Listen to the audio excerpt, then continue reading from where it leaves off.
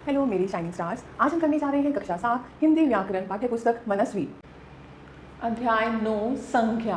मोहित, शोभित और कार्तिक दिल्ली में लाल किला देखने गए। उसकी सुंदरता, बनावट और लाल पत्थरों को देखकर उन्हें आश्चर्य हुआ। वे खुशी से झूम उठे। अजय ने अपनी बहन के लिए गुड़िया खरीदी, प्रभात ने अपने भाई के लिए खिलौना और आयुष ने माता जी के लिए मिठाई खरीदी। उपयुक्त वाक्यों में रंगीन छपे शब्द किसी न किसी के नाम हैं, जैसे मोहित, शोभित, कार्तिक, बहन, भाई, माता, प्राणियों के नाम। दिल्ली, लाल किला, स्थान के नाम हैं। सुंदरता, बनावट, लाल, आश्चर्य, खुशी, भाव के नाम हैं। गुड़िया, खिलौना, मिठाई, वस्तुओं के नाम हैं। तो ये सभी नाम शब्द व्याकरण में संज्ञा कहलाते हैं। इनको हम क्या बोलते हैं? संज्ञा। तो संज्ञा की क्या परिभाषा है मेरे प्यारे बच्चों? किसी व्यक्ति, स्थान, वस्तु अथवा भाव का बोध कराने वाले शब्दों को संज्ञा कहते हैं। संख्या के कितने भेद हैं? संख्या के 5 भेद हैं। व्यक्तिवाचक संख्या, जातिवाचक संज्ञा, भाववाचक संज्ञा, समूहवाचक संज्ञा और द्रव्यवाचक संज्ञा। तो पहला है व्यक्तिवाचक संज्ञा। जो शब्द किसी व्यक्ति विशेष, स्थान विशेष अथवा वस्तु विशेष का बोध कराते हैं उन्हें हम क्या कहते हैं? व्यक्तिवाचक संज्ञा। जैसे हिमालय भारत का गौरव है, चेतक महाराणा प्रताप का घोड़ा था। तो उपयुक्त वाक्यों में प्रयुक्त शब्द हिमालय, भारत, चेतक, महाराणा प्रताप किसी विशिष्ट पर्वत, देश, जानवर, व्यक्ति का बोध करा रहे हैं। ये सभी शब्द व्यक्तिवाचक संज्ञा है। दूसरा है जातिवाचक संज्ञा। जो शब्द किसी प्राणी, वस्तु अथवा स्थान की पूरी जाति का बोध कराते हैं उन्हें हम क्या कहते हैं? जातिवाचक संज्ञा। जातिवाचक संज्ञा से संपूर्ण जाति का बोध होता है। उदाहरण के लिए, राजा ने कवि को उपहार दिया।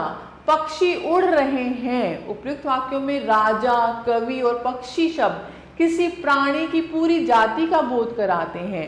तो ये सभी शब्द जातिवाचक संज्ञा के उदाहरण हैं। तीसरा है भाववाचक संज्ञा। जिन शब्दों से पदार्थों अथवा प्राणियों के गुण, दोष, अवस्था, भाव का ज्ञान होता है उसे हम क्या कहते हैं? भाववाचक संज्ञा। बुढ़ापा बहुत ही बुरा होता है। इस कमरे की लंबाई व चौड़ाई बराबर है। तो उपयुक्त वाक्यों में प्रयुक्त बुढ़ापा, लंबाई और चौड़ाई शब्द प्राणियों के गुण, दोष आदि का बोध करा रहे हैं। ये सभी भाववाचक संज्ञा है। भाववाचक संज्ञा को हम स्पर्श नहीं कर सकते हैं, केवल अनुभव कर सकते हैं।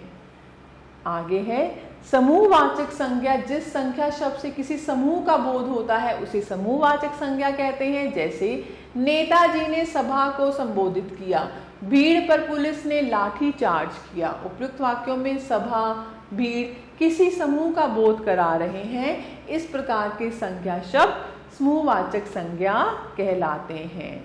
आगे है द्रव्यवाचक संज्ञा। जिस संख्या शब्द से किसी द्रव्य का बोध होता है उसे द्रव्यवाचक संज्ञा कहते हैं। राजस्थान में बाजरा प्रमुख फसल है। अनंत तांबे की लुटिया से सूर्य को जल चढ़ाता है। तो इन वाक्यों में बाजरा, तांबे शब्द किसी द्रव्य का बोध करा रहे हैं। इस प्रकार के संज्ञा शब्द द्रव्यवाचक संज्ञा कहलाते हैं।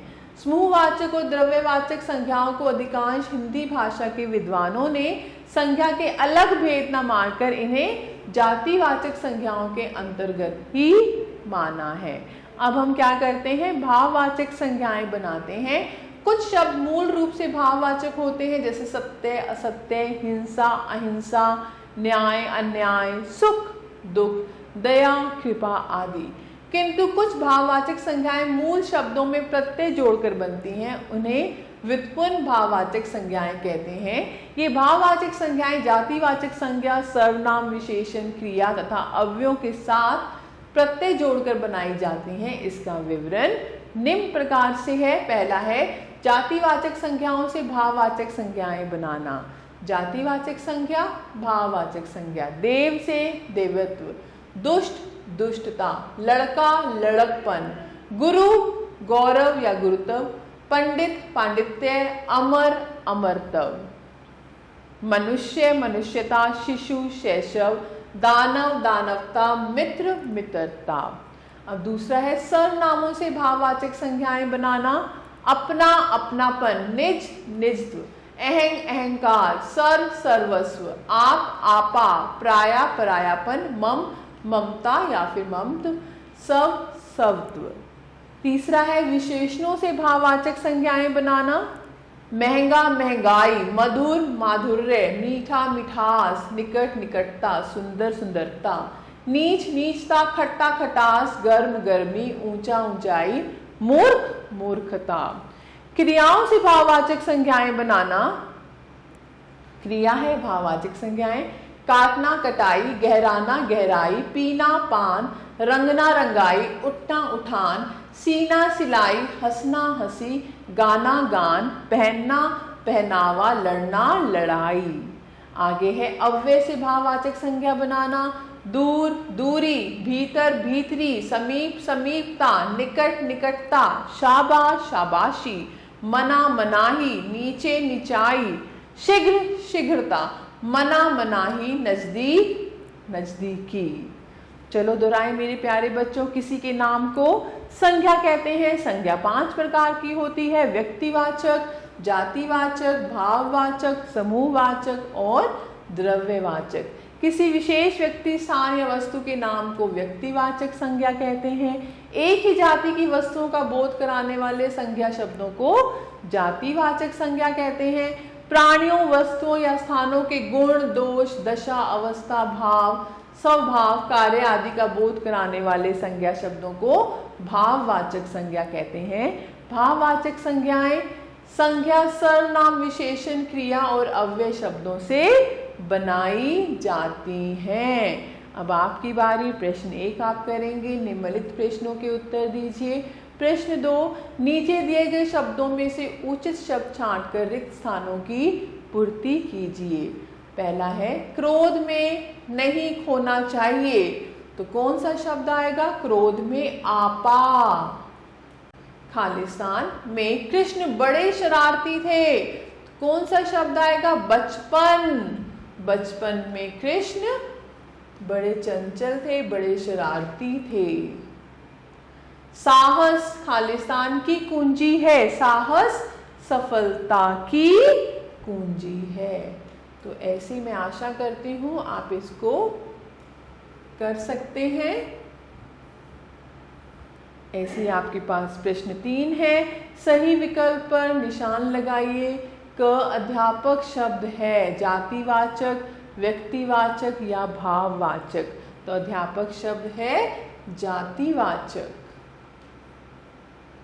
ऐसे ख है देव शब्द की भाववाचक संज्ञा क्या बनेगी? देवत्व। तो आप ये कर सकते हैं। गतिविधि 1 आपके पास है। दिए गए शब्दों के सही संज्ञा भेद पर गोला लगाइए। जैसे है महानता। महानता क्या है? ये एक भाववाचक संज्ञा है। घोड़ा द्रव्यवाचक है या जातिवाचक है या भाववाचक? घोड़ा है जातिवाचक। तो ऐसे आप इस गतिविधि को कर सकते हैं और मैं आशा करती हूँ आपको यह अध्याय अच्छे से समझ आया होगा। मेरे प्यारे बच्चों, आशा करती हूँ आपको ये सब अच्छे से समझ आया होगा। मैं आपका तहे दिल से धन्यवाद करती हूँ। खुश रहिए, स्वस्थ रहिए।